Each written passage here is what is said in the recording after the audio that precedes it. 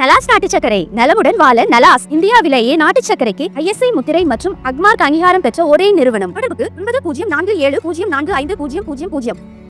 மக்கள் தொகை கணக்கெடுப்பு நடக்கவுள்ள விதம் குறித்து மக்கள் தொகை ஆணையரகம் அறிவிப்பை வெளியிட்டுள்ளது. அதன்படி மக்கள் தொகை கணக்கெடுப்பு 2027ஆம் ஆண்டு மார்ச் 1ஆம் தேதி தொடங்கும். பனிப்பொழிவு அதிகமுள்ள ஜம்மு காஷ்மீர், லடாக், உத்தரகாண்ட் மற்றும் ஹிமாச்சல் பிரதேசம் ஆகிய பகுதிகளில் 2026ஆம் ஆண்டு அக்டோபர் 1ஆம் தேதி தொடங்கும். இது இந்தியா சுதந்திரம் பெற்ற பின் நடக்கும் 8வது மக்கள் தொகை கணக்கெடுப்பு ஆகும். சென்ற ஜூன் 16ஆம் தேதி மக்கள் தொகை கணக்கெடுப்பிற்கான அரசாணை வெளியிடப்பட்டது. 2026ஆம் ஆண்டு ஜனவரி 1 முதல் 2027ஆம் ஆண்டு மார்ச் 31ஆம் தேதி வரை மாநிலங்களும் யூனியன் பிரதேசங்களுக்கும் தங்கள் நிர்வாக பகுதிகளில் எந்த மாற்றத்தையும் செய்ய வேண்டாம் என கேட்டுக் கொள்ளப்படுகிறார்கள். மக்கள் தொகை கணக்கெடுப்பை 2 கட்டங்களாக நடத்த திட்டமிடப்பட்டுள்ளது.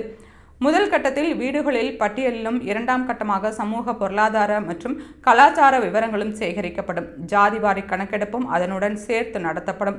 இது இந்தியாவின் முதல் டிஜிட்டல் மக்கள் தொகை கணக்கெடுப்பு ஆகும். ஆண்ட்ராய்டு மற்றும் iOS மொபைல் செயலிகளின் மூலம் தரவுகள் சேகரிக்கப்படும். மக்கள் தங்கள் தரவுகளை சுயமாக பதிவேற்றுவதற்கும் தனி வலைத்தளம் உருவாக்கப்பட்டுள்ளது.